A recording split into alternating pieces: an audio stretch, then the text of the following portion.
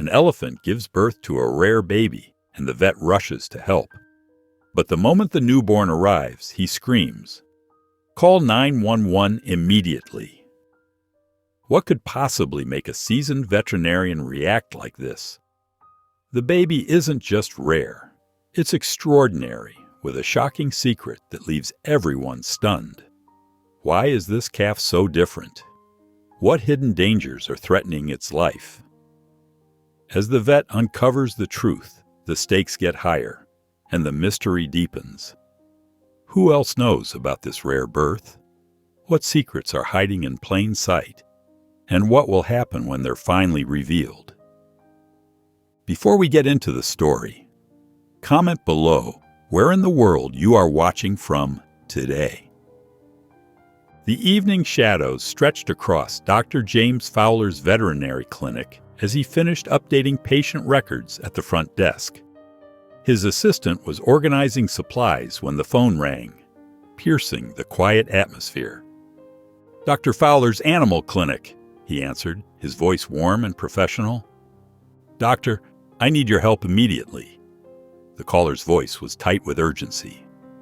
"I'm Marcus Blaine from Blaine's Traveling Circus. Our elephant, Anya, she's pregnant and something's wrong. She's in pain." James sat up straighter, already reaching for his emergency notepad. "What symptoms is she showing, Mr. Blaine?" "She's restless, making these awful sounds. Please, you have to help. You're the only large animal vet in the area." "Bring her in right away. I'll prepare for an emergency procedure." James hung up and turned to his assistant. "We need the large animal bay ready. Clear everything else." They moved quickly, gathering supplies and preparing the stable area. James's mind raced through possible complications as he collected specialized equipment for elephant care. His hands moved automatically, checking instruments and medications while his assistant prepped the area. 15 minutes later, the rumble of a heavy engine drew James to the parking lot. A single truck pulled in, towing a weathered circus trailer. The security lights cast harsh shadows across Marcus Blaine's face as he climbed down from the cab. James noticed immediately that something was off. No other circus staff, no animal handlers. "Where's your team?" James asked, approaching the trailer. Marcus wiped his forehead with a handkerchief. "They're handling other matters. I can manage Anya. She trusts me." James studied the man's nervous movements, the way his eyes darted around the empty parking lot. Something didn't add up, but right now, there was an animal in need. "Let's get her inside," James directed, gesturing toward the clinic's large doors. "Back the trailer up to the entrance." Marcus complied, maneuvering the vehicle with practiced ease.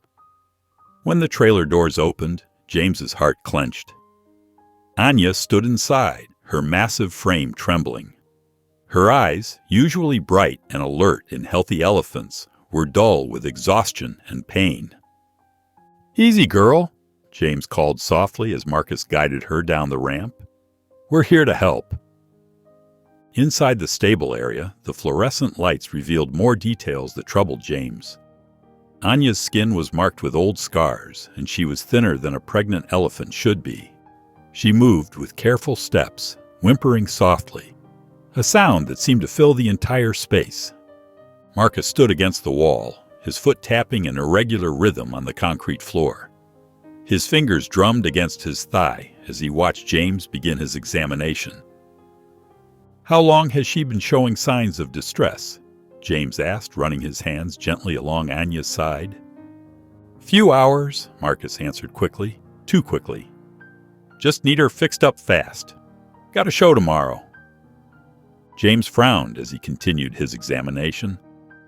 Anya's breathing was labored, and her muscles trembled under his touch. He could feel the baby moving, but something about the positioning concerned him. "She needs immediate attention," James announced, reaching for his instruments. "This isn't a simple case. She's showing signs of—" "Just do what you have to do," Marcus interrupted, checking his watch. "But make it quick." James shared a knowing look with his assistant as they began preparing for what promised to be a long night. Anya swayed slightly, her trunk reaching out to touch James's arm as if seeking comfort. The gesture made his throat tight with emotion, even as Marcus's impatient pacing created a current of tension in the air. In the dimly lit stable, Dr. Fowler watched Anya with growing concern. The elephant's massive frame trembled, her trunk curling as another contraction seized her. Sweat darkened the hay beneath her feet, and her pained, pleading eyes met the veterinarian's. "She's struggling too much," Dr. Fowler muttered, reaching for his medical kit. "We need to calm her.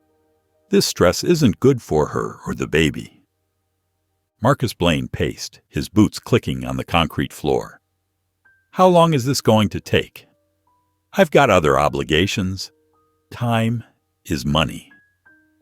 Ignoring the circus owner's impatience, Dr. Fowler prepared a sedative with practiced efficiency. Approaching Anya slowly, he murmured reassurances.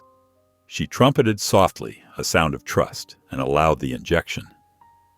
"Time?" Marcus pressed, checking his watch again. "I asked you a question." "Birth takes as long as it takes," Dr. Fowler replied firmly. "Nature doesn't run on schedules." The next hour passed in tense silence, punctuated by Anya's whimpers and Marcus's restless pacing. Dr. Fowler stayed close, soothing Anya and monitoring her progress. He wiped her face with a damp cloth, offering comfort where he could. The sedative helped, but the birth remained challenging. Finally, Anya's contractions intensified. Dr. Fowler positioned himself to assist, his hands ready. "Almost there, girl," he encouraged. "You're doing great." With a tremendous effort, the baby elephant emerged. Dr. Fowler guided the newborn safely onto the straw. As the baby fully appeared, the room froze in astonishment. Instead of gray skin, the elephant was pure white, its pale blue eyes blinking under the stable lights. Dr. Fowler stared, momentarily speechless. "An albino elephant," he breathed, checking its vitals as Anya nuzzled her baby with soft rumbles. "Incredibly rare. A true miracle." Marcus stepped closer, his eyes gleaming with interest. The impatience was gone, replaced by a calculating expression. "How rare?" "Extremely," Dr. Fowler replied, helping the wobbly calf to Anya's side. "Albinism in elephants occurs in maybe 1 in 10,000 births. This little one will need special care." He turned to Marcus, his tone firm. "The lack of pigmentation means sensitivity to sunlight. Proper shelter and care are crucial, and as a rare specimen of a protected species, this birth must be reported. Strict regulations apply." Marcus's face darkened, his excitement replaced by a deep frown. He remained silent, his jaw tight as he watched the mother and calf. In the heavy silence, Anya wrapped her trunk around her baby, who struggled to stand on unsteady legs. Her gentle rumbles filled the stable, encouraging the calf. Dr. Fowler assessed them carefully, while keeping a wary eye on Marcus, the tension in the room thick, like a storm on the horizon. Dr. Fowler knelt beside the newborn albino elephant, his practiced hands gently checking Shiro's vital signs. The calf nestled close to Anya, her trunk draped protectively around her baby. Her dark eyes followed every move the veterinarian made, brimming with maternal concern. "Mr. Blaine," Dr. Fowler began, his voice calm but firm as he removed his stethoscope, "albino elephants are incredibly rare. Shiro will need specialized care, protection from the sun, monitoring for skin and eye sensitivity. This isn't a simple matter of putting him on display. His condition makes him vulnerable." Marcus Blaine's jaw tightened, his expression hardening. "He's my elephant, born in my circus. I know what's best for my animals. Been in this business my whole life." Dr. Fowler straightened, meeting Marcus's glare with steady resolve. "The law requires reporting rare specimens. I'll file the necessary documentation to ensure Shiro gets the care he needs. This protects everyone, including you." "Documentation?" Marcus spat, fists clenching. "Just more interference. Bureaucrats sticking their noses where they don't belong." "I'll get the forms from my office," Dr. Fowler said, his tone professional as he moved toward the door. "We'll handle this properly." His footsteps echoed down the empty hallway as he headed toward his office, already planning his next steps.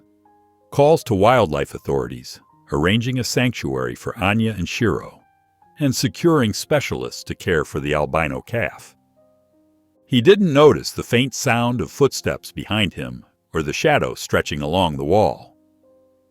Marcus followed silently, his circus-honed movements light and deliberate. His eyes landed on a heavy metal feeding bowl on a shelf. Without hesitation, he grabbed it, testing its weight in his hands. Dr. Fowler had just reached his office door when blinding pain struck the back of his head. The world spun as he collapsed to the floor, unconscious before he hit the ground. Marcus didn't pause to check the fallen veterinarian. He raced back to the stable, his breath ragged, sweat slicking his brow. Anya trumpeted an alarm as he burst in, the sound reverberating off the walls. "Quiet!" he snarled, grabbing the lead rope with rough hands. "You're both coming with me. Nobody's stopping me now." Anya resisted, shielding Shiro with her body despite her weakened state. Marcus yanked the rope with brute force, his sharp commands cutting through her plaintive rumbles. Exhausted from giving birth, Anya couldn't hold her ground. Reluctantly, she moved toward the trailer, her steps slow and unsteady. Shiro stumbled after her, his white hide gleaming faintly in the dim light. The calf's uncertain steps and frightened bleats went unnoticed by Marcus, who tugged them along with ruthless impatience. The trailer ramp groaned under their combined weight as Marcus forced them inside. He slammed the door shut, silencing Anya's distressed cries and Shiro's soft whimpers. Climbing into the cab, Marcus jammed the key into the ignition, his hands trembling. The truck roared to life, and he sped off, tires screeching against the pavement. The trailer swayed dangerously with every sharp turn, the elephant's frightened movements echoing within the metal confines. Dark tire marks streaked the pavement, the only trace of Marcus's escape. In the clinic, Dr. Fowler lay unconscious, medical instruments scattered around him like abandoned relics, as the night closed in around the deserted scene. The throbbing in Dr. Fowler's head dragged him back to consciousness, each pulse sending waves of nausea through him. Blinking slowly, his vision swam as he pushed himself off the cold office floor. His fingers brushed the back of his head, coming away sticky with blood. The metallic scent made his stomach churn. Golden evening light streaming through the windows told him hours had passed, precious time lost. "No, no, no," he muttered, stumbling to his feet and grabbing the desk for support. The room spun violently, but he forced himself to stay upright. He rushed to the stable, his footsteps unsteady and echoing in the silent hallway. His heart sank when he found it empty. The straw where Anya had given birth was disturbed and damp, but the elephants were gone, the lingering warmth of their presence the only trace. With trembling hands, Dr. Fowler dialed 911. "This is Dr. James Fowler at Riverside Veterinary Clinic. I need to report an assault and theft. Marcus Blaine has stolen 2 elephants, a mother and her newborn calf. Please send help." The dispatcher connected him to Detective Susan Crowley, who listened intently as he recounted the events. "The truck," he said, squeezing his eyes shut to focus. "Dark blue, older model, early 2000s maybe. The trailer was white with rust spots near the bottom, like copper stains. I think the plate started with XRJ. "Stay where you are, Dr. Fowler," Detective Crowley instructed firmly. "Units are en route. That calf needs special care, correct? What are your immediate concerns?" "Yes, he's albino. His skin is extremely sensitive, and he won't survive long without his mother's milk and protection from the sun." Within 20 minutes, police vehicles filled the clinic parking lot, their red and blue lights flashing in the deepening dusk. Detective Crowley arrived, her sharp eyes taking in the scene as she approached Dr. Fowler with quick, purposeful strides. Tall and commanding, her graying hair was pulled into a neat bun, every movement reflecting her experience. "We need to move fast," she said, gesturing to her team. "Chen, check the security footage. Martinez, document the tire tracks. Time is critical." Officers swarmed the area with practiced efficiency. One photographed blood drops where Dr. Fowler had fallen, while another measured the tire impressions in the gravel, marking them with yellow evidence markers. "There," Dr. Fowler pointed to a security camera mounted on the building. "It should have caught everything. I installed it last year after vandalism incidents. It has night vision." Detective Crowley nodded and headed toward the back lot. "Good. That footage will help us track him down. Tell me about Blaine. How long have you known him?" "This was my first time meeting him," Dr. Fowler admitted, following despite his pounding headache. "He called about his pregnant elephant in distress, claiming to be a circus owner. I didn't expect—" He trailed off, guilt weighing on him. "Don't blame yourself," Crowley said firmly, turning to face him. "Right now, our focus has to be finding those elephants. The mother is still weak, and the baby needs care immediately. Time is critical." The parking lot buzzed with activity as officers collected evidence, flashlights piercing the encroaching darkness. Dr. Fowler stood on the sidelines, his concern for Anya and Shiro growing. He imagined them scared and alone in a dark trailer, their lives at risk. The setting sun painted the scene in hues of purple and orange, a stark reminder of how quickly time was slipping away. Ignoring the throbbing in his head, he focused on the task ahead. Somewhere out there, two helpless creatures were depending on him. The early morning sun cast long shadows across the clinic's back parking area as Detective Crowley and the forensic officer huddled around a laptop, their faces illuminated by the screen's blue glow. Dr. Fowler stood behind them, his fingers drumming nervously against his leg as they reviewed the security footage, his breath catching each time the truck appeared in frame. "There," the forensic officer pointed, tapping the screen with his pen. "When he pulls out, we get a clear view of the plate. The lighting was perfect at that moment." Detective Crowley leaned in closer, her eyes narrowing as she studied the screen, her practiced gaze taking in every detail. XRJ 4721. Good quality footage, Dr. Fowler. This will help tremendously. The resolution is exceptional. Dr. Fowler nodded absently, but his attention was fixed on the image of the trailer containing Anya and Shiro, his mind racing with concerns about their well-being. His heart ached thinking about their condition, especially the newborn albino elephant who needed specialized care. The thought of Shiro's delicate skin exposed to harsh conditions made his stomach churn. "Run this plate immediately," Detective Crowley instructed the forensic officer, who quickly typed the information into his tablet with practiced efficiency. 30 minutes later, Dr. Fowler found himself in the passenger seat of Detective Crowley's police cruiser, the leather seat creaking beneath him as he shifted anxiously.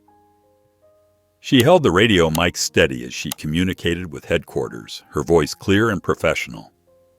"Dispatch, this is Detective Crowley. I need an address check on plate XRJ 4721. The radio crackled with static before a clear voice responded through the speaker.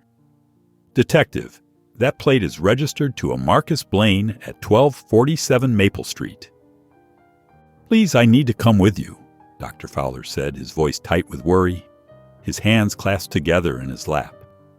"Those elephants need medical attention, Shiro especially. His condition requires immediate care. His albinism makes him extremely vulnerable." Detective Crowley studied him for a moment, her experienced eyes assessing his determination before nodding. "All right, but you stay behind me and follow my lead. No exceptions." They drove through quiet suburban streets lined with autumn trees until they reached a modest single-story house with peeling paint and overgrown bushes that hadn't seen proper care in months.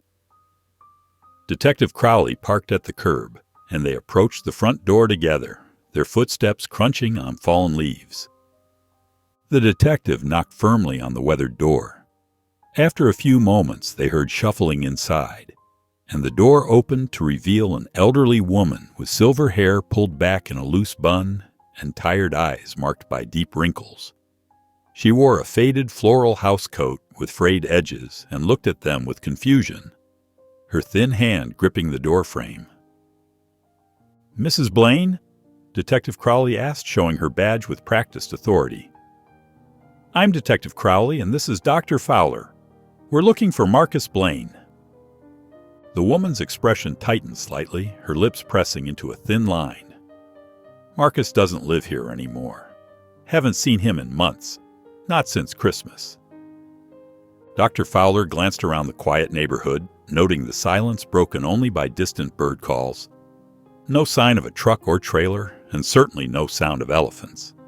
His shoulders slumped with disappointment, the weight of failure pressing down on him.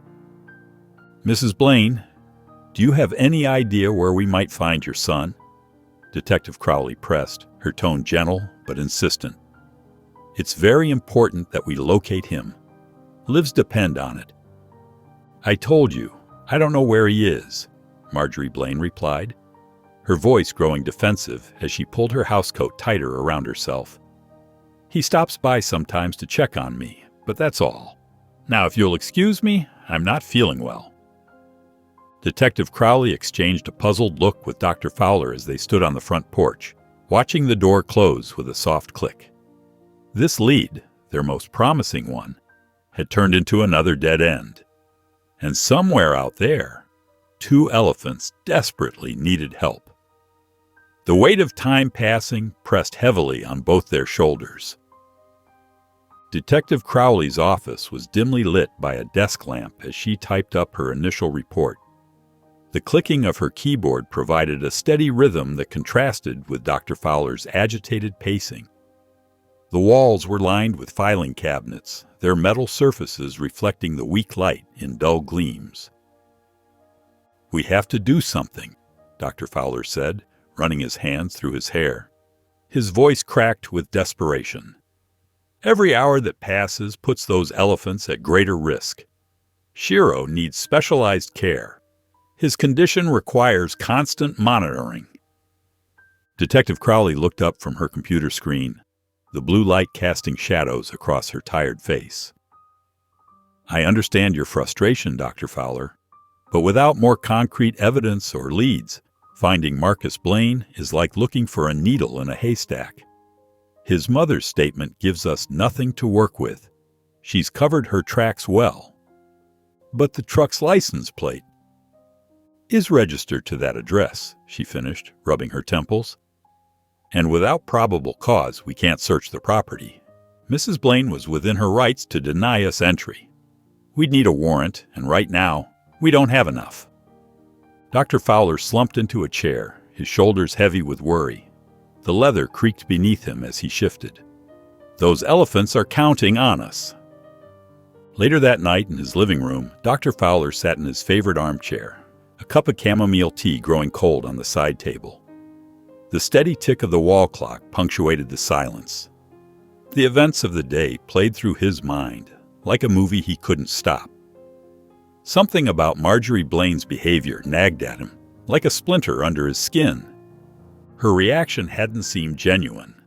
The slight hesitation before answering, the way her eyes darted to the side when mentioning Marcus, these were tells he'd noticed during his years of dealing with difficult clients at the clinic. His instincts had rarely led him wrong before. He stood up and began pacing again, this time with purpose. The whole scenario felt off. Why would Marcus use a truck registered to his mother's address if he truly didn't live there? And why did she seem so unsurprised by their visit, as if she'd been expecting them all along?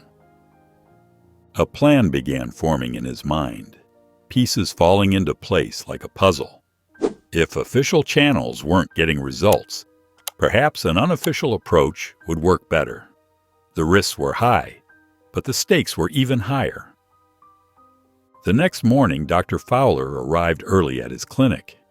His office still showed signs of the previous day's chaos: scattered papers, overturned chairs, and muddy footprints on the floor. But he ignored the disorder and reached for his phone. He dialed Detective Crowley's number, his fingers tapping impatiently on his desk as he waited, leaving small smudges on the polished wood. "Detective Crowley speaking." "Detective, it's Dr. Fowler. I need that address again. Mrs. Blaine's house." His voice was steady, determined. There was a pause on the line, filled with static and unspoken concern. "Dr. Fowler, what are you planning?"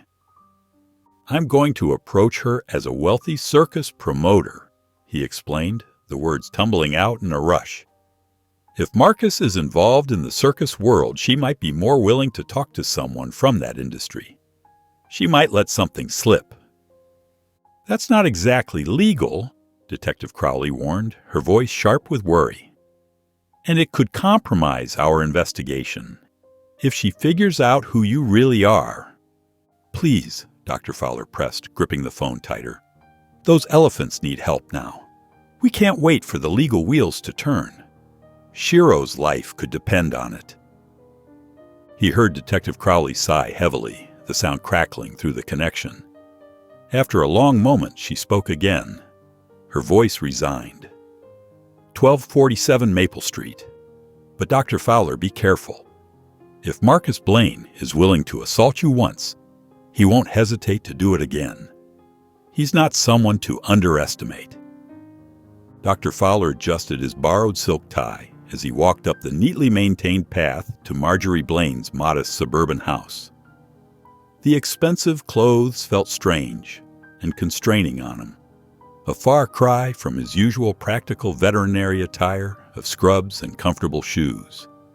He'd borrowed the designer outfit from his brother-in-law, wanting to look every inch the part of a wealthy entrepreneur.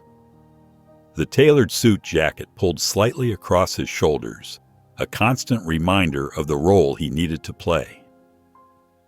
Taking a deep breath to steady his nerves, he knocked on the cream-colored door with measured confidence. After a moment and the sound of footsteps from within, Marjorie Blaine opened it, her eyes widening slightly at his polished appearance. She was a petite woman, with graying hair tied back in a neat bun. "Good afternoon, Mrs. Blaine," he said smoothly, channeling the businesslike tone he'd practiced in front of his mirror that morning. "I'm Richard Montgomery, CEO of Montgomery Entertainment." He handed her a professionally printed business card Detective Crowley had helped create, the glossy surface catching the afternoon light.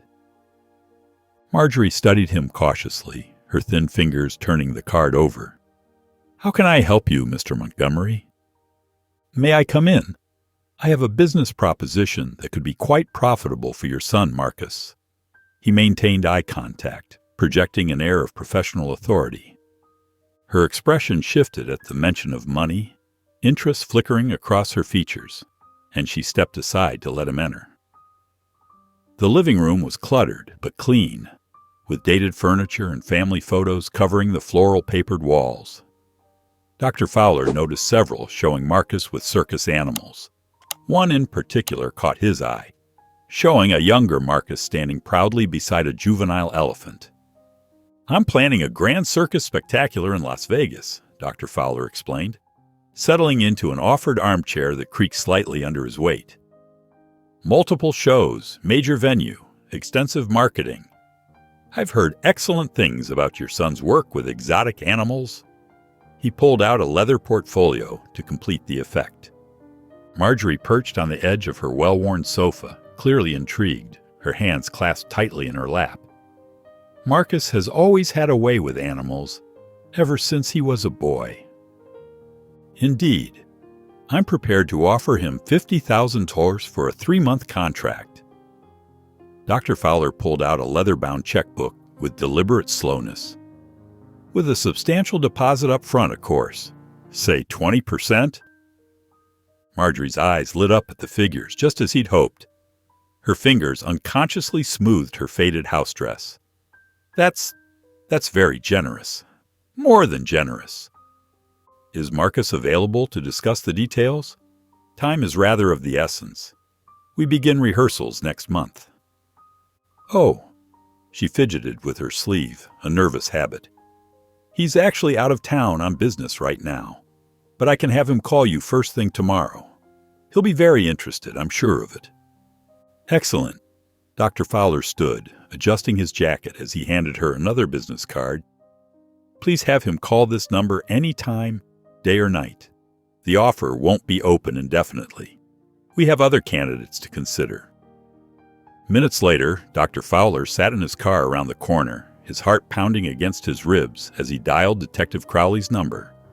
Sweat beaded on his forehead from the tension of maintaining his act. She took the bait, he reported when she answered. Hook, line, and sinker. The mention of money definitely got her attention. You should have seen how her eyes lit up at the amount. Good work, Detective Crowley replied, satisfaction evident in her voice. The phone number on those cards routes directly to our surveillance team. The moment Marcus Blaine calls, we'll be able to trace it and pinpoint his location. I just hope he contacts us soon, Dr. Fowler said, loosening the constraining tie with shaking fingers. Every hour matters for those elephants. Who knows what conditions they're being kept in? We'll be ready when he does, Detective Crowley assured him with quiet determination. The trap is set. All we need now is for our target to walk into it. Marcus Blaine huddled in the dingy phone booth at the edge of his makeshift campsite, dialing his mother's number with shaking fingers. The morning air was crisp, and his breath fogged the glass as he waited for her to answer. Dead leaves skittered across the ground outside, and the old booth creaked in the wind. Mom, it's me, he said, glancing nervously over his shoulder at the old circus trailer parked behind some trees. His free hand drummed restlessly against the metal shelf beneath the phone. Marcus, you won't believe who came by yesterday. Marjorie Blaine's voice crackled through the receiver. A wealthy entertainment executive. He's offering $50,000 for you to perform in Las Vegas. He seemed very interested in our family's circus history. Marcus's eyes widened, and a slow smile spread across his face. 50,000? He paused, thinking about the rare white elephant calf hidden in his trailer. His mind raced with possibilities. That's interesting. After hanging up, Marcus trudged back to the trailer, his boots crunching on fallen pine needles. Inside, Anya stood weakly in the cramped space, her trunk gently stroking Shiro's back. Dark circles showed under her eyes, and her skin had lost its healthy sheen. The white calf huddled against his mother, trembling slightly in the cold morning air. Hay was scattered thinly across the dirty floor, and water dripped from a leaky roof panel, forming small puddles in the corners. You're going to make me rich, Marcus muttered, staring at Shiro. The calf's pink eyes blinked fearfully, and he pressed closer to Anya, who wrapped her trunk protectively around him. She swayed slightly on her feet, exhaustion evident in every movement. At Dr. Fowler's clinic, the phone rang shortly before noon. James picked it up, immediately switching into his practiced, wealthy businessman voice when he heard Marcus Blaine's familiar tone. His heart began to race, but he kept his voice steady. Mr. Montgomery, this is Marcus Blaine. My mother told me about your offer. Ah, Mr. Blaine. Yes, I'm very interested in your work, Dr. Fowler replied smoothly, gripping his pen tightly as he prepared to take notes. Well, I've got something special that's worth way more than 50 grand, Marcus said, his voice taking on a greedy edge. I've got an albino elephant calf, pure white, one of a kind. I want 100,000. This is a once-in-a-lifetime opportunity. Dr. Fowler forced himself to sound merely curious rather than concerned. That's quite a claim, Mr. Blaine. I'd need to see this remarkable animal before agreeing to such a sum. Perhaps we could arrange a private viewing?" There was a long pause on the line, filled with static and the sound of heavy breathing. "Fine. Next week. I'll contact you with the location." After the call ended, Dr. Fowler rushed to Detective Crowley's office, his coat flapping behind him as he hurried through the busy streets. The detective listened intently as he explained the conversation, her expression growing more determined with each detail. She pushed aside a stack of files to give the matter her full attention. "This is good," she said, pulling out a map and spreading it across her cluttered desk. "We can set up surveillance around likely meeting spots. We'll need plainclothes officers, tactical teams standing by. I've dealt with cases like this before. Timing is everything." "The elephants have to be our first priority," Dr. Fowler insisted, leaning over her desk. His fingers traced possible routes on the map. "Shiro's condition requires special care, and Anya was already weak after the birth. They could be suffering. Every day matters." Detective Crowley nodded seriously. "I understand. We'll have veterinary transport ready and waiting. But we need to do this carefully. One wrong move, and Blaine might run again. We can't risk losing them." She began marking potential locations on the map, while Dr. Fowler watched anxiously, his thoughts with the mother and baby elephant enduring who knew what conditions under Marcus Blaine's negligent care. The wall clock ticked loudly, marking each precious moment that passed. Detective Susan Crowley hunched over her desk, surrounded by towering stacks of phone records and coffee-stained papers.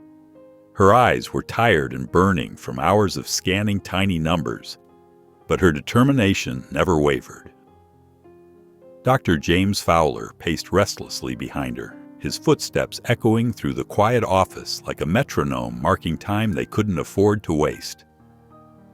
"Can you please sit down?" she asked, not looking up from her work, her finger trailing down another column of numbers. "Your pacing isn't helping, and it's making my headache worse." "Those elephants are suffering," Dr. Fowler replied, his voice tight with worry. He ran his fingers through his already disheveled hair. "Every minute counts. You didn't see how weak Anya was getting toward the end."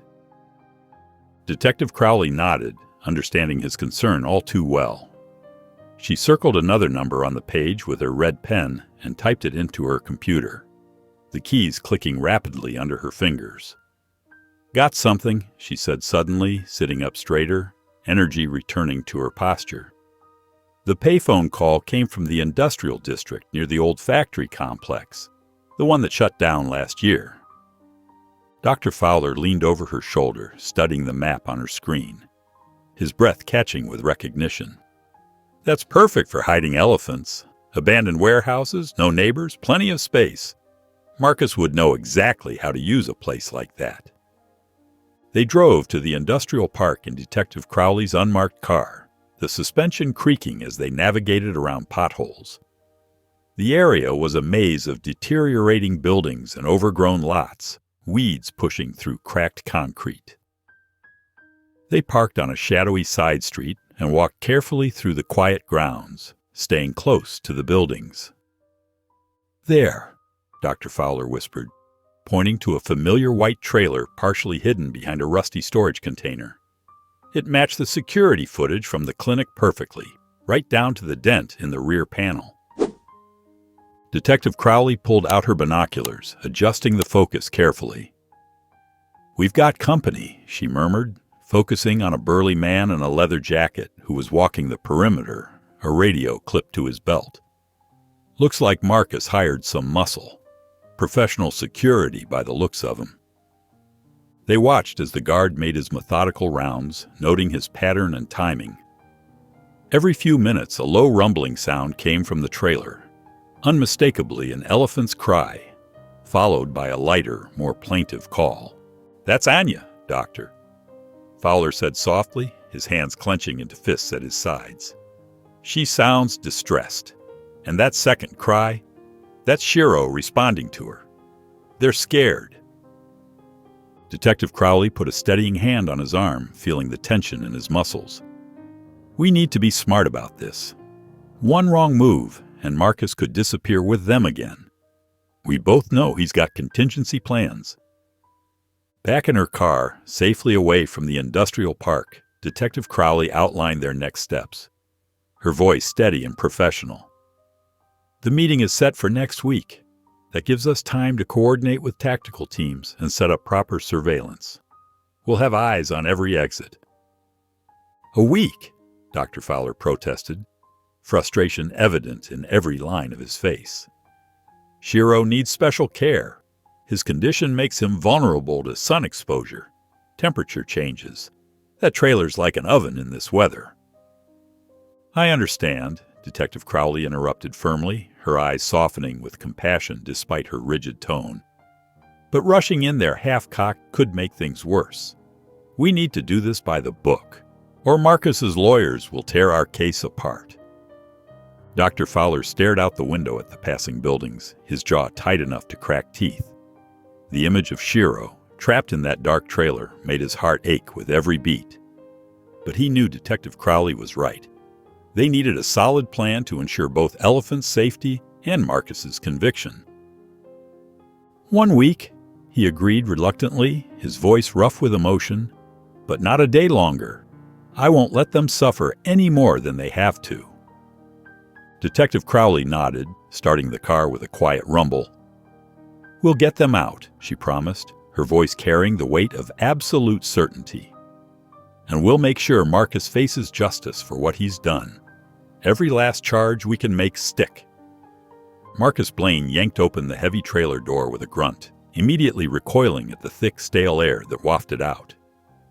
The harsh morning light spilled inside, illuminating Anya and Shiro huddled together in the cramped, oppressive space. Anya's skin looked terribly dry and deeply wrinkled, her once bright eyes now dulled from severe dehydration. The tiny white calf pressed desperately against her, making soft, pitiful whimpering sounds that tugged at something deep inside Marcus. Not his conscience, which had long since been silenced, but his wallet. Can't have you getting sick now, he muttered, running a calloused hand over Shiro's unique pale hide. The calf shrank away from his touch with a frightened whimper, burrowing even closer to his mother. Marcus scowled and checked their water trough, nearly empty again, with just a few muddy inches left at the bottom. These elephants drank far more than he'd expected, and it was becoming a hassle. At the rundown supply store on the edge of town, Marcus pushed through the door, setting off a rusty bell that jangled discordantly. The clerk, a weathered man with nicotine-stained fingers and a permanent scowl, barely looked up from his dog-eared magazine. Need some supplements, Marcus said, keeping his voice low and casual. The strong stuff, for large animals. The clerk's rheumy eyes flickered with sudden interest. What kind of large animals are we talking about? Marcus slid a crisp $100 bill across the counter's scratched surface. The kind that need to stay healthy and quiet. Ha! The clerk nodded slowly, pocketing the money with practiced ease. He disappeared into the back room and returned moments later with several unmarked brown bottles. This'll keep 'em going. Mixed it special for some unusual pets. Marcus examined the bottles carefully, turning them in the dim fluorescent light. Any chance you know a vet who's good at keeping secrets? Might. The clerk scratched his stubbled chin thoughtfully. Depends on what's in it for him. Money's no object, Marcus replied confidently, thinking of the enormous upcoming payday. He gathered the supplies, along with some additional bills for the clerk's continued discretion. Back at the trailer, Marcus measured out the supplements with methodical precision. Anya watched his every move with deep-set, wary eyes, her trunk protectively wrapped around Shiro's small body. The white elephant calf seemed to glow with an otherworldly presence, even in the dim light of the musty trailer. You're going to make me rich, Marcus told Shiro, mixing the supplements into a bucket of fresh water. Just need to keep you healthy for a few more days. He pushed the bucket toward them with his boot, making sure Shiro drank first. Anya's trunk gently guided her calf with motherly care, helping him drink despite her own obvious thirst. Marcus watched them with calculating eyes, running profit estimates through his head. 100,000 is just the starting point, he said aloud, his voice echoing ominously in the metal trailer. Once word gets out about you, little albino, the offers will pour in from everywhere. You're 1 in a million. Shiro finished drinking and huddled back against his mother's protective bulk.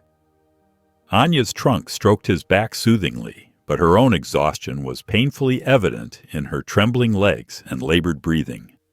Dark patches of dried mud clung to her normally gray skin. Marcus barely noticed their obvious distress, too caught up in his grandiose dreams of wealth. He patted the supplement bottles in his jacket pocket, satisfied with his temporary solution. Just a few more days, he repeated, more to himself than the suffering elephants. Then everyone will see just how special you are, and I'll be set for life. Dr. James Fowler carefully laid out the tranquilizer equipment on his clinic's examination table, the metal surface gleaming under the bright overhead lights. His hands moved methodically over each piece, checking, double-checking, ensuring everything was in perfect working order. The sedation darts were precisely measured, strong enough to subdue Marcus Blaine without causing permanent harm, each one containing the exact dosage he'd calculated 3 times over. 1 shot, he muttered to himself, practicing the loading motion Detective Crowley had taught him earlier that week. The weight of the tranquilizer gun felt foreign in his hands, so different from his usual veterinary tools. His fingers traced the smooth barrel, familiarizing themselves with this strange new instrument. Later that afternoon in Detective Crowley's office, the fluorescent lights cast harsh shadows as she spread a detailed map across her desk, the corners curling slightly upward. The surveillance team will be positioned here, here, and here, she explained, pointing to strategic locations with her pen tapping each spot. We'll have eyes on you the entire time, from every possible angle. Dr. Fowler nodded, his throat tight with anxiety as she attached the small microphone to his shirt collar, her practiced movements betraying years of similar operations. Remember, Detective Crowley said firmly, meeting his eyes with an intensity that left no room for doubt. Your safety comes first. If anything feels wrong, use the code word appointment, and we'll move in immediately. She adjusted the wire, making sure it was concealed beneath his collar. The backup units will be in place 30 minutes before the meeting time, positioned and ready. Don't engage Marcus until we give you the signal through your earpiece. Dr. Fowler ran through the plan again in his mind, trying to memorize every detail, every contingency they'd discussed. The weight of responsibility pressed down on his shoulders like a physical burden. That night, in his quiet home, sleep eluded him completely. Dr. Fowler lay in bed, staring at the ceiling as his mind raced with worries and what-ifs. Every time he closed his eyes, he saw Shiro's vulnerable white form, imagined the poor conditions the baby elephant might be enduring in whatever makeshift shelter Marcus had hidden them away in. The clock on his bedside table ticked relentlessly. Each second, another moment the elephant suffered in silence. He rolled over, punching his pillow in frustration and then readjusting it with an aggravated sigh. What if Marcus suspected something? What if he didn't show up at all? The thought of losing this chance to rescue Anya and Shiro made his stomach churn with acid anxiety. The moonlight filtered through his bedroom window, casting long shadows across the hardwood floor. Dr. Fowler sat up, knowing sleep wouldn't come tonight of all nights. His years of veterinary experience had taught him how critical the first weeks of life were for any animal, let alone one as special as Shiro. For an albino elephant like him, the risks were even greater. Every day brought new dangers. The calf needed proper care, protection from the harsh sun, and most importantly, a safe environment with his mother, who would be suffering just as much from their separation. The nights stretched endlessly before him, each hour bringing them closer to tomorrow's confrontation. Dr. Fowler could only hope their careful planning would be enough to bring Marcus Blaine to justice and save those innocent creatures from his cruel exploitation. His mind wouldn't stop conjuring images of all the ways things could go wrong, but he forced himself to focus on the possibility of success, of seeing mother and baby reunited, safe at last. The afternoon sun beat down mercilessly on the abandoned lot, casting long, stark shadows across the cracked and weed-infested pavement. Dr. James Fowler adjusted his expensive charcoal suit jacket for the 100th time, feeling sweat trickle uncomfortably down his back, despite the unseasonably cool weather. The wire beneath his collar felt impossibly obvious, though he knew Detective Crowley's team had concealed it expertly. From her position in an unmarked surveillance van nearby, Detective Susan Crowley watched intently through high-powered binoculars. Her experienced team spread strategically around the perimeter in carefully chosen positions. They had selected this location after days of meticulous planning, an old parking lot surrounded by empty warehouses with clear sight lines in all directions and multiple escape routes if things went wrong. Dr. Fowler checked his watch yet again, pacing restlessly beside his borrowed luxury car, a sleek black Mercedes chosen specifically to match his wealthy buyer persona. The briefcase in his hand, filled with stacks of convincing fake money, felt heavier with each passing minute, making his palms sweat against the leather handle.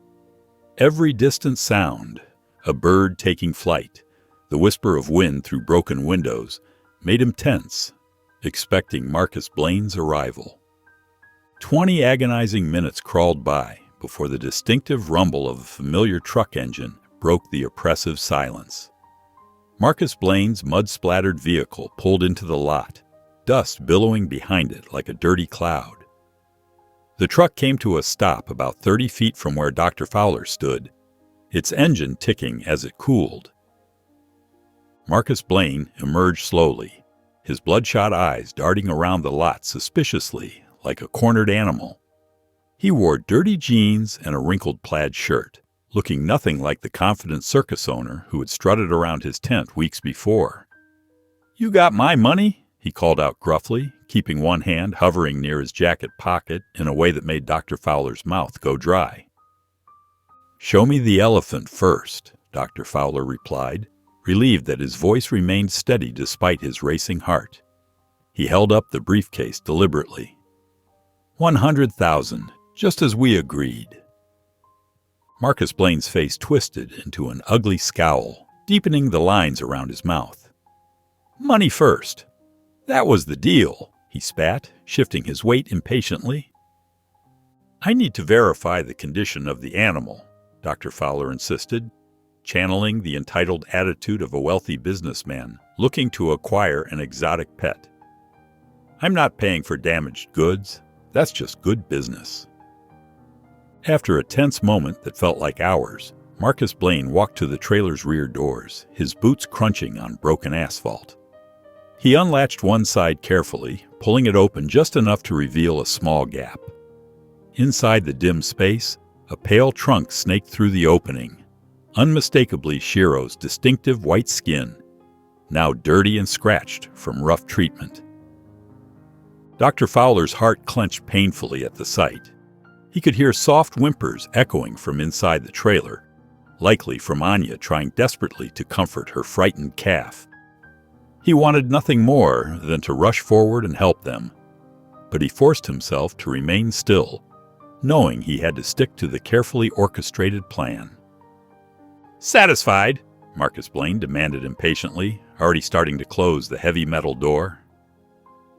Dr. Fowler raised his hand to adjust his silk tie, the predetermined signal they had arranged. But Marcus Blaine's eyes narrowed at the gesture, his expression shifting rapidly from greedy anticipation to dangerous suspicion. "Something's not right here," Marcus Blaine growled, taking a quick step back toward his truck cab. "You're acting weird. Too weird." Dr. Fowler felt cold panic rising in his chest as he watched their careful plans starting to unravel like a cheap sweater. He needed to keep Marcus Blaine there just a few moments longer, but he could see the man's hand moving toward his pocket again with clear purpose. "The deal's off," Marcus Blaine announced suddenly, turning toward the driver's door with surprising speed. "Find yourself another attraction for your private zoo." In the surveillance van, Detective Crowley gripped her radio with white-knuckled intensity, knowing they were mere seconds away from losing their chance to save the elephants and bring down Marcus Blaine's trafficking operation once and for all. The peaceful afternoon exploded into chaos as police vehicles suddenly emerged from behind the weathered warehouses, their sirens wailing through the still air. Detective Susan Crowley's authoritative voice boomed through a megaphone, echoing off the concrete walls. "Marcus Blaine, you're surrounded. Step away from the vehicle immediately." Marcus Blaine's face contorted with rage and fear, his features twisting into an ugly mask of desperation. He lunged for his truck door, nearly stumbling in his haste as he scrambled inside the cabin. "You set me up, you bastard!" he screamed at Dr. Fowler through the open window, spittle flying from his mouth. "Please, think about what you're doing," Dr. Fowler called out, backing away from the truck with his hands raised in a placating gesture. "Those elephants need urgent medical attention. We can work this out peacefully." The truck's engine roared to life with a deafening growl. Marcus Blaine gripped the steering wheel so tightly his knuckles turned white, his breathing coming in ragged gasps. Police cars formed a tight semicircle around the lot, their red and blue lights flashing in an overwhelming display of force. Officers crouched behind their vehicles, weapons drawn and steady. Inside the truck cabin, Marcus Blaine's bloodshot eyes darted wildly between his mirrors, searching desperately for an escape route. Sweat dripped down his face and neck, darkening his collar as he shifted the truck into gear. The tires squealed against the cracked pavement as he slammed the accelerator, turning the wheel sharply. The heavy trailer swung dangerously behind the truck as he aimed for a gap in the rusty chain-link fence. Detective Susan Crowley's team responded with practiced efficiency, maneuvering 2 police cruisers to block his escape route with precision. "This is your final warning, Blaine!" Her voice echoed forcefully across the lot, carrying unmistakable authority. Dr. Fowler heard Shiro's frightened trumpet from inside the trailer, the sound piercing his heart, followed by Anya's desperate, distressed calls. Without thinking about his own safety, he sprinted toward the moving vehicle. In one desperate leap, he grabbed the trailer's side handle, his feet finding precarious purchase on the narrow, slippery running board. The truck swerved violently as Marcus Blaine spotted him in the side mirror, cursing loudly. Dr. Fowler clung to the handle with white-knuckled determination, reaching for the trailer's latch with his trembling free hand. The wind whipped mercilessly at his clothes as the vehicle picked up speed, threatening to tear him away. "Stop the truck now," Detective Susan Crowley commanded through the megaphone, her voice sharp with urgency. "Fire warning shots!" The crack of gunfire split the air like thunder. Marcus Blaine jerked the steering wheel reflexively, causing the trailer to fishtail dangerously across the pavement. Dr. Fowler's grip nearly slipped as the metal beneath his feet vibrated violently, sending shock waves through his entire body.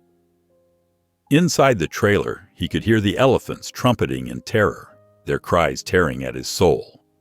His fingers brushed against the cold metal of the latch mechanism, just as Marcus Blaine made another sharp turn, the centrifugal force threatening to throw him from the trailer's side like a rag doll.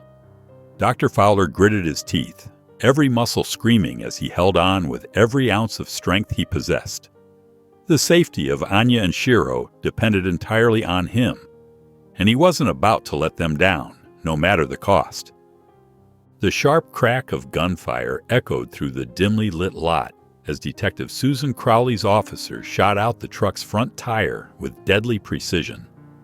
The rubber exploded with a thunderous pop, sending the vehicle into a violent, uncontrolled swerve across the pavement.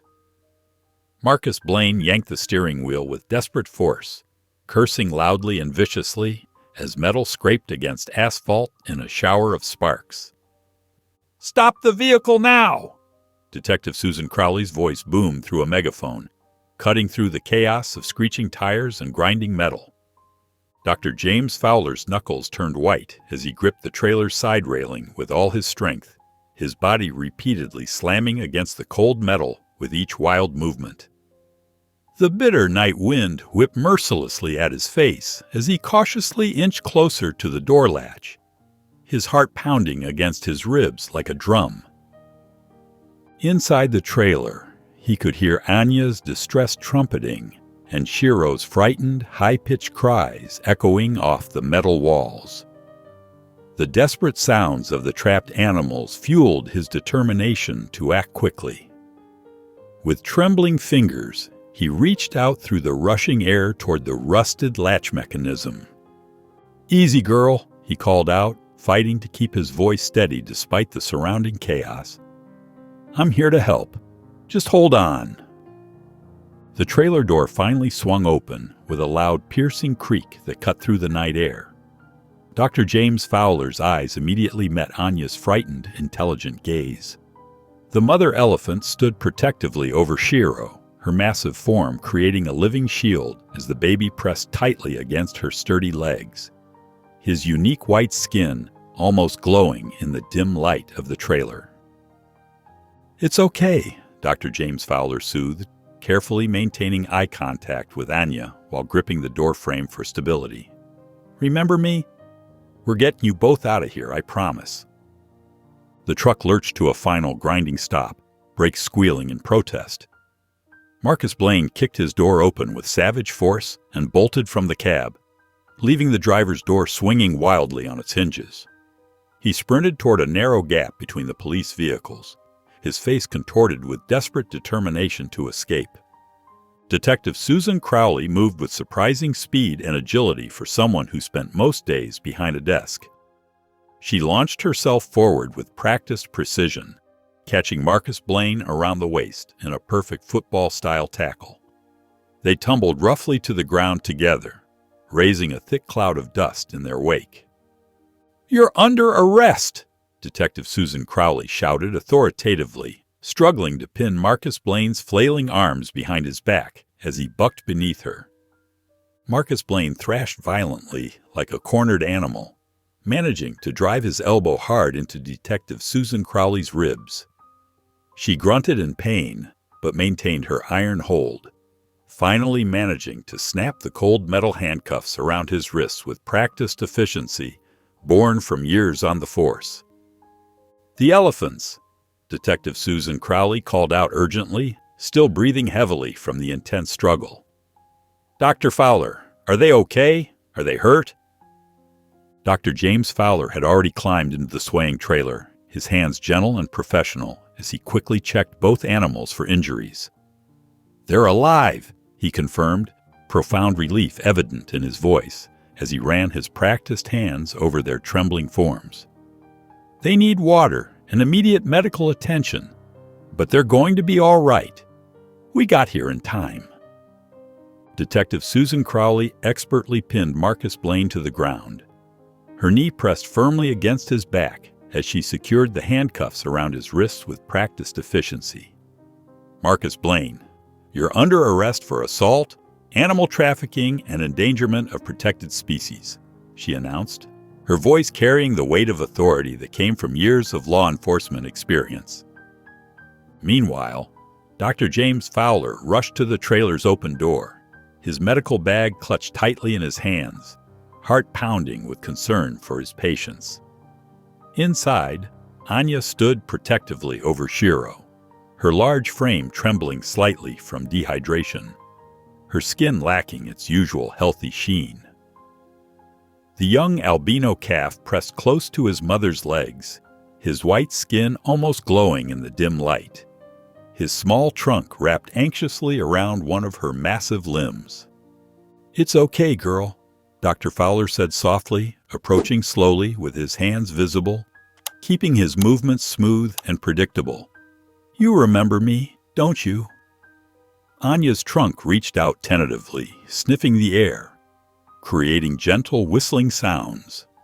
Recognition flickered in her tired eyes, and her posture relaxed ever so slightly.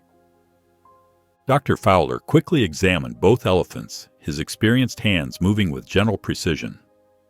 Anya's skin was dry and slightly loose, clear signs of dehydration, but her vital signs were stable. Her breathing, though labored, maintained a steady rhythm.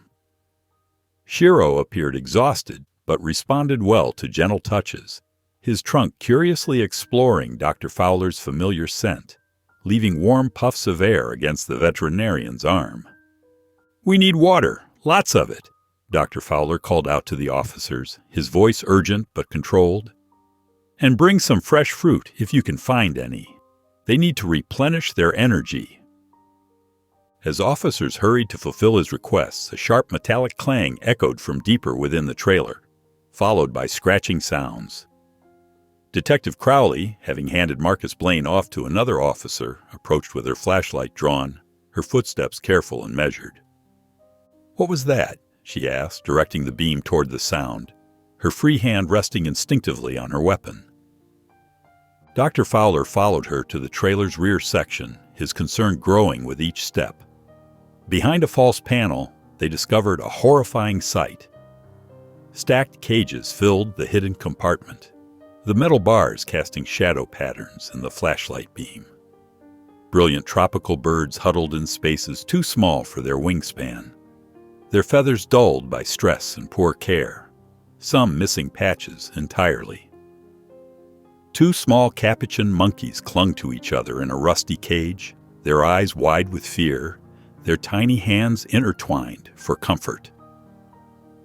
"My God," Dr. Fowler whispered, his hand covering his mouth in horror. "He's been trafficking exotic animals all along. This is even worse than we suspected." Detective Crowley's jaw tightened as she documented the scene with her phone, her fingers moving swiftly across the screen.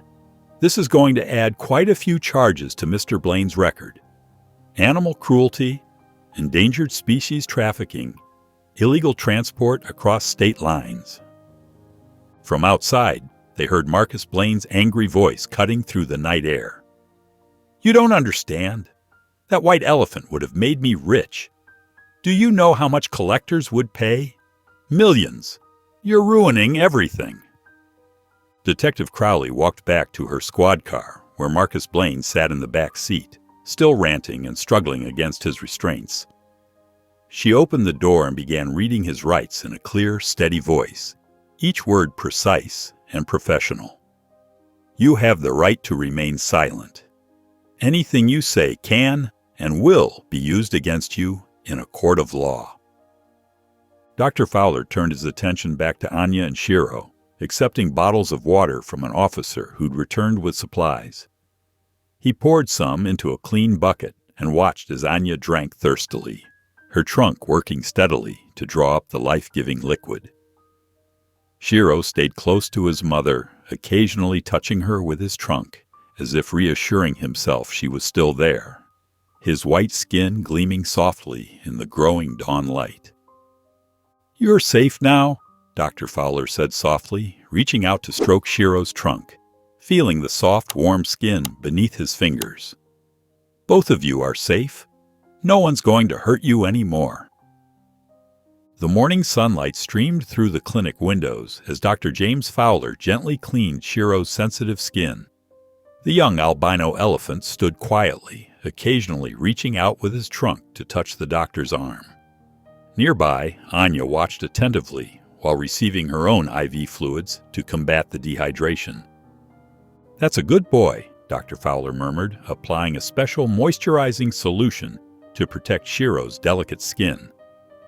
The calf's white hide gleamed, now free from the dirt and grime of his captivity. Despite the trauma they'd endured, Both elephants seemed to recognize they were finally safe. In the adjacent treatment areas, other rescued animals from Marcus Blaine's trailer received care. 2 macaque monkeys, severely undernourished, ate fresh fruit while veterinary assistants treated their wounds. Colorful exotic birds, their feathers dull from neglect, rested in specially heated enclosures. Later that afternoon, Dr. Fowler made his way to the police station. Detective Susan Crowley greeted him in the meeting room, her usual professional demeanor softened by a slight smile. "The district attorney is moving forward with multiple charges," she explained, spreading documents across the table. "Assault with a deadly weapon for attacking you, animal cruelty, illegal trafficking of protected species. Marcus Blaine won't be running any circus acts for a very long time." Dr. Fowler nodded gratefully. "Thank you, Detective. Without your help, we might never have found them in time." "Just doing my job," Detective Crowley replied modestly. "Though I must admit it's not every day we rescue an albino elephant. How are they doing?" "Much better. Anya is regaining her strength, and Shiro's remarkably resilient for such a young calf." Back at his office, Dr. Fowler sat at his desk and picked up the phone. He dialed the number for the wildlife authorities, his heart lighter than it had been in days. As he waited for the call to connect, he glanced at a photo of Shiro and Anya he'd taken that morning, the white calf nestled against his mother's protective bulk. "Yes, this is Dr. James Fowler," he said when the call connected. "I'm calling about placement for 2 Asian elephants, one of them an albino calf." He listened intently, his smile growing wider. "A specialized reserve. That sounds perfect. Yes, they'll need to stay together. The bond between mother and calf is very strong." The morning sun painted the wildlife reserve's entrance in warm golden hues as Dr. James Fowler's car followed the transport truck carrying his precious cargo. His heart swelled with relief as he watched the sanctuary's tall gates swing open, their metal frames gleaming in the early light. The truck moved slowly, careful not to jostle its special passengers, its tires crunching softly on the gravel road. Through the truck's ventilation slots, Dr. Fowler could see Anya's trunk reaching out to touch Shiro, keeping him calm during the journey.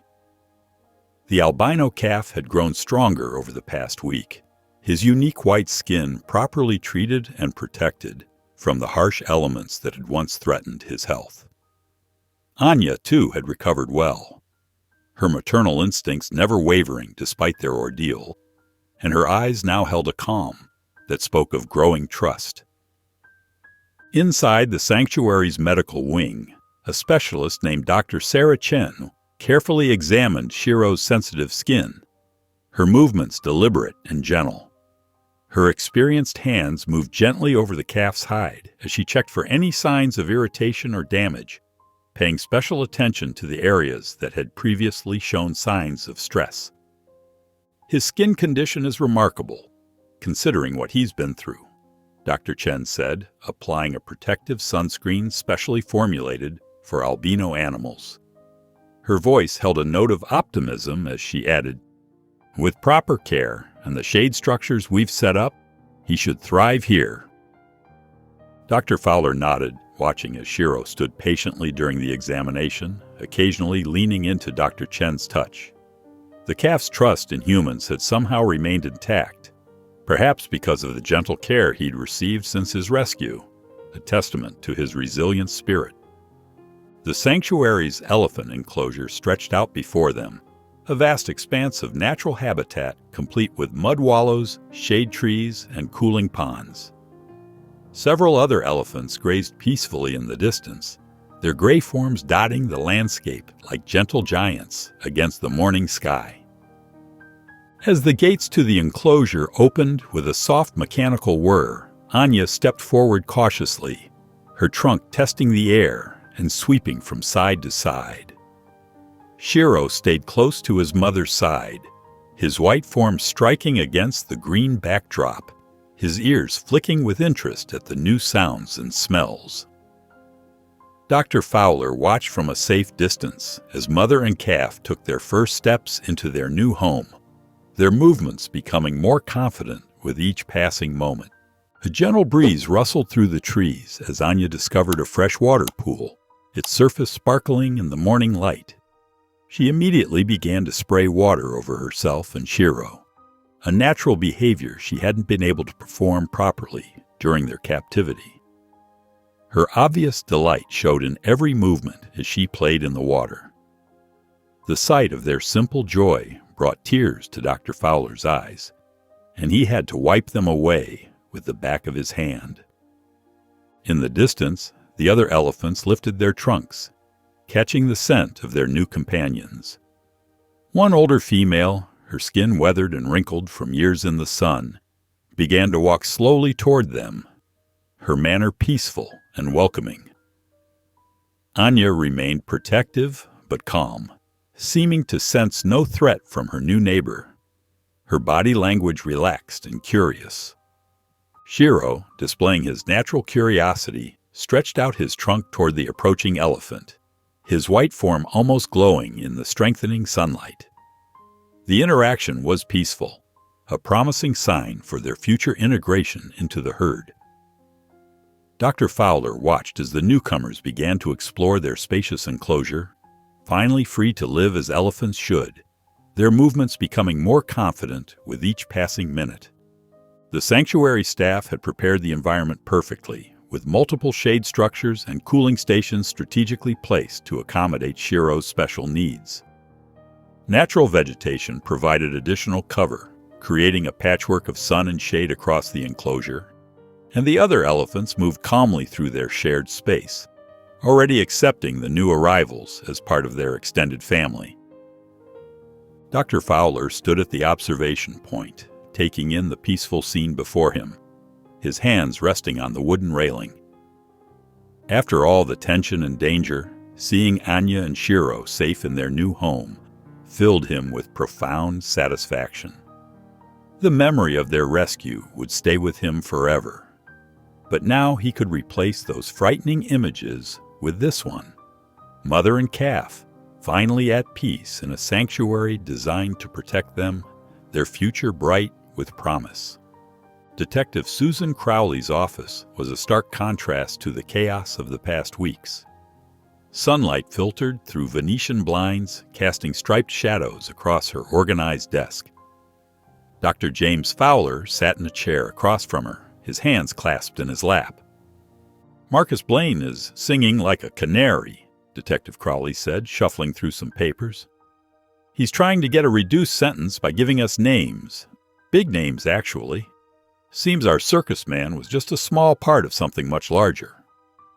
Dr. Fowler leaned forward, his expression serious. "What kind of operation are we talking about?" "International animal trafficking," she replied, her voice tight with controlled anger. "Blaine's contacts stretch from Southeast Asia to South America. He claims he can help us bust a ring that's been operating for years." "My God," Dr. Fowler whispered, thinking of all the animals that must have suffered. "Your intervention with Shiro might have given us the break we needed to shut this whole thing down," Detective Crowley added, offering a rare smile. Later that afternoon in his clinic, Dr. Fowler was reviewing patient files when his phone rang. The caller ID showed a government extension. "Dr. Fowler speaking," he answered, settling back in his chair. The voice on the other end belonged to a senior wildlife protection official, praising his courage and dedication in the Shiro case. Dr. Fowler listened politely, but when the official began lauding him as a hero, he quickly deflected. "Detective Crowley and her team did the real work," he insisted. "I just happened to be in the right place at the right time. The police department deserves the credit for bringing Blaine to justice." After ending the call, Dr. Fowler made his way to the break room. The small space was quiet except for the gentle hum of the refrigerator. He poured himself a cup of coffee and sat at the small table, letting out a long breath. The events of the past weeks played through his mind like a movie. The midnight emergency call, the shocking discovery of Shiro's rare condition, the violent confrontation, and finally, the successful rescue. His fingers absently traced the healing cut on his forehead where Blaine had struck him. The coffee warmed his hands as he considered how close they'd come to losing both Anya and Shiro. But now, mother and baby were safe. Blaine was in custody, and a larger network of animal traffickers was about to face justice. For the first time in weeks, Dr. Fowler felt the tension leave his shoulders as he sat in the peaceful quiet of the break room. The sanctuary's elephant enclosure sprawled across several acres, a paradise of gentle slopes, mud wallows, and shady trees. Dr. Fowler stood at the observation point, his camera ready as he watched Anya and Shiro explore their new home. Shiro's white skin gleamed in the morning sun as he tentatively moved a few feet from his mother, trunk reaching out to investigate a patch of fresh grass. Anya kept a watchful eye on her calf, but her posture was relaxed now, worlds away from the frightened creature they'd rescued. "Remarkable progress," Dr. Fowler murmured, snapping photos for his research documentation. He noted how Shiro's skin showed no signs of sunburn, thanks to the specially designed shelters scattered throughout the enclosure.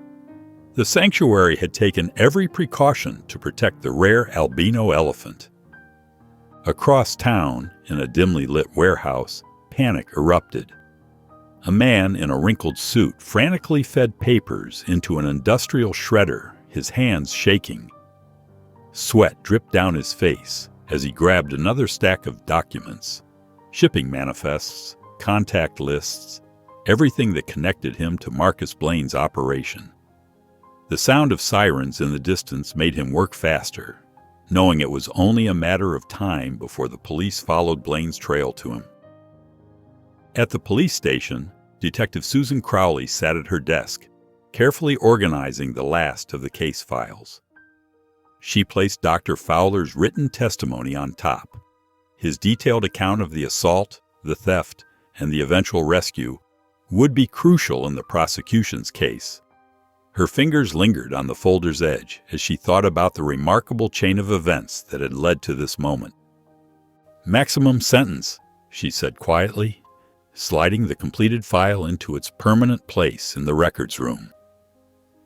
The weight of the case finally lifted from her shoulders as she heard the cabinet drawer click shut. Justice, at least in this instance, had been served.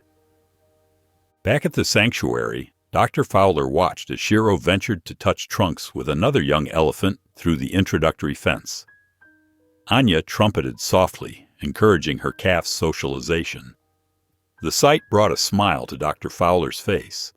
This was how it should be.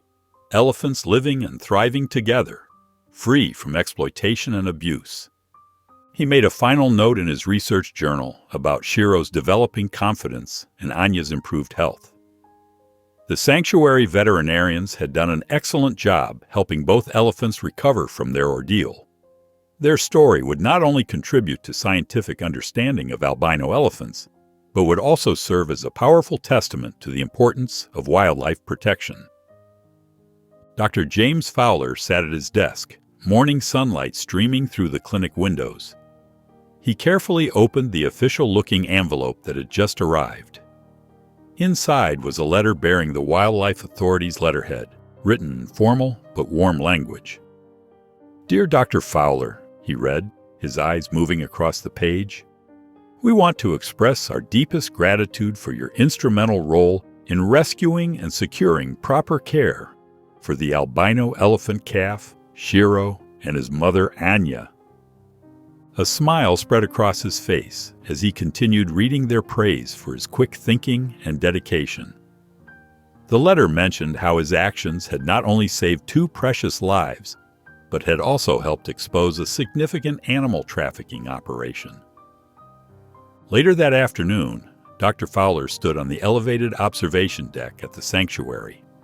Below him, Shiro's white form stood out among the other elephant calves. The young albino elephant had grown noticeably in the weeks since his rescue.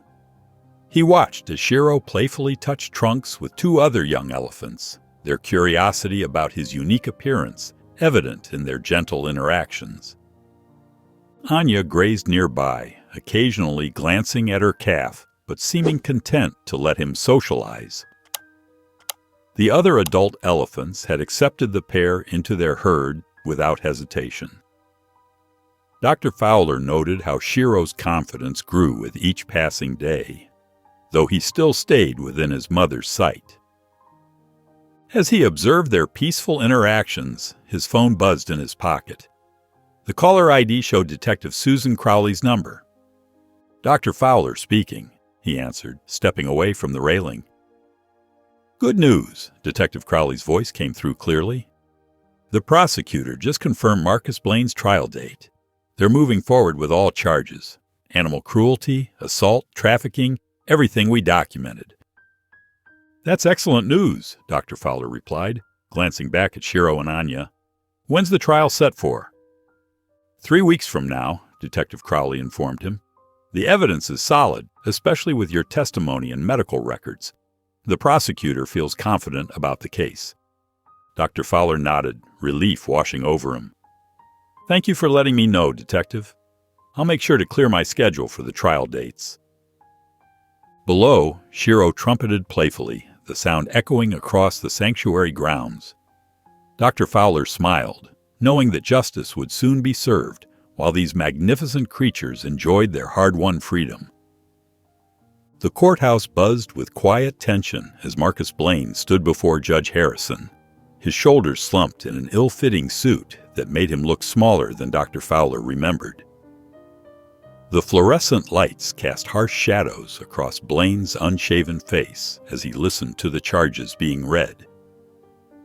Detective Susan Crowley sat beside Dr. Fowler in the gallery, her posture professional but relaxed. She had prepared meticulously for this day, assembling a mountain of evidence that included photographs of the neglected animals, medical reports, and testimony from multiple witnesses. "Your Honor," the prosecutor said, "Mr. Blaine's actions demonstrate a pattern of calculated cruelty. The defendant not only endangered protected species, but also assaulted a medical professional attempting to protect them." Dr. Fowler unconsciously touched the spot where Blaine had struck him. The wound had healed, but the memory remained fresh. Judge Harrison peered over his glasses at Marcus Blaine. "Mr. Blaine, your attorney's request for leniency seems at odds with the severity of these charges. The evidence of animal trafficking is substantial, and the assault charge alone carries significant penalties."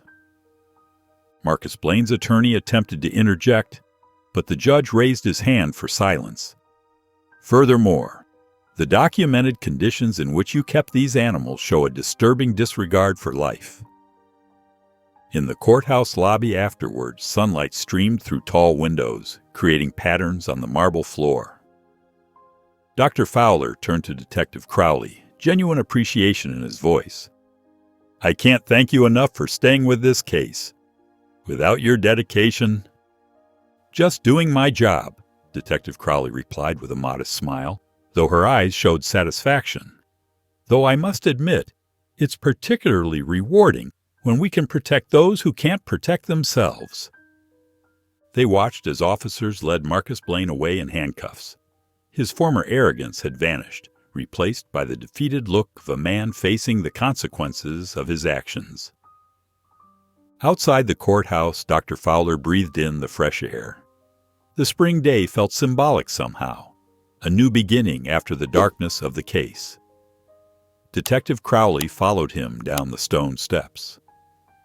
"I'll keep you updated on the final verdict," she said, checking her phone briefly. "Though given today's proceedings, I'd say Marcus Blaine won't be anywhere near an animal for a very long time." Dr. Fowler nodded, feeling the weight of the past weeks finally beginning to lift. The courthouse stood solid and imposing behind them, a symbol of justice served. The morning sun cast long shadows across the sanctuary grounds as Dr. Fowler stood beside Sarah Chen, the head caretaker, watching Shiro explore his surroundings. The young albino elephant had grown noticeably stronger in the weeks since his rescue, his pink-tinged white skin now healthy and properly protected with special sunscreen. His muscle tone has improved significantly, Sarah noted, jotting observations in her clipboard, and he's much more playful now. Dr. Fowler nodded, smiling as Shiro used his trunk to splash water from a shallow pool. The supplements are working well. His appetite has stabilized too. They watched as Shiro ventured a few steps further from Anya than usual, though still keeping his mother in sight. His curiosity seemed to grow daily, matching his increasing strength. In the sanctuary's veterinary wing later that morning, Dr. Fowler spread his medical notes across a conference table. 3 sanctuary veterinarians leaned in, examining his detailed observations of Shiro's unique condition. "The genetic markers are fascinating," Dr. Martinez, the lead sanctuary vet, said while studying the charts. "His albinism presents some challenges, but nothing we can't manage with proper care." "The skin treatments are already showing excellent results," Dr. Fowler explained, pointing to a series of photographs documenting Shiro's progress. "And his eyes are adapting well to the specially shaded areas you've created." The team discussed various care strategies, their excitement evident as they planned for Shiro's future. The sanctuary's expertise combined with Dr. Fowler's observations painted a promising picture for the young elephant's development. Later, standing at the viewing area, Dr. Fowler watched as Anya and Shiro enjoyed the afternoon shade. Anya's trunk gently stroked Shiro's back, a gesture of maternal comfort that had become familiar. When she noticed Dr. Fowler, Anya raised her trunk and released a soft trumpet, the sound carrying across the enclosure. Dr. Fowler smiled, recognizing the gentle greeting. Shiro, hearing his mother's call, turned and waved his trunk in a mirroring gesture. The bond between the 3 of them, mother, baby, and the doctor, who had helped save them, was undeniable. In that moment, watching them safe and content, Dr. Fowler felt a deep sense of satisfaction that transcended all his years of veterinary work. Dr. James Fowler was reviewing patient files when his phone rang. Seeing Detective Susan Crowley's name on the display, he quickly answered. "Dr. Fowler, I thought you'd want to know right away." Detective Crowley's voice carried a note of satisfaction. "Marcus Blaine was sentenced this morning. 20 years for animal trafficking, assault, and multiple counts of animal cruelty." Dr. Fowler sat back in his chair, letting out a long breath he didn't realize he'd been holding. 20 years? Yes. The judge wasn't impressed by his attempt to play victim. The evidence was overwhelming, especially with your testimony about Shiro's condition when he was born. They also factored in the other animals we found in that trailer. That's wonderful news," Dr. Fowler said, feeling a weight lift from his shoulders. "Thank you for letting me know, Detective. And thank you for everything you did to make this happen." After ending the call, Dr. Fowler checked his email and found a new message from the Wildlife Sanctuary. Opening it revealed a photograph that made him smile broadly. There was Shiro, his white hide gleaming in the sunlight, playfully entwining trunks with 2 other young elephants. Anya stood watchfully nearby, clearly at ease in their new home. The sanctuary director had included a note. "Thought you'd like to see how well they're doing. Shiro's becoming quite the social butterfly." Dr. Fowler printed the photo and walked to his office wall, where his veterinary diplomas hung in neat rows. He carefully placed the photograph between his certificates, stepping back to admire it. The image of Shiro, happy and free, stood as a powerful reminder of why he'd chosen this profession in the first place. Looking at the photo, Dr. Fowler felt a deep sense of satisfaction. Marcus Blaine would never again be able to harm another animal. Shiro and Anya were safe, thriving in their new home. Justice had been served. The gentle afternoon sunlight streamed through his office window, illuminating the photo of the little white elephant who had changed so many lives. Dr. Fowler smiled, knowing that some battles were worth every risk taken. The afternoon sun cast a gentle warmth over the sanctuary's sprawling elephant field. Dr. James Fowler stood at the fence, clutching a folder of final paperwork, his eyes fixed on the remarkable sight before him. Anya and Shiro walked side by side through the tall grass, their movements unhurried and peaceful. Shiro's white skin gleamed in the sunlight, making him look almost ethereal.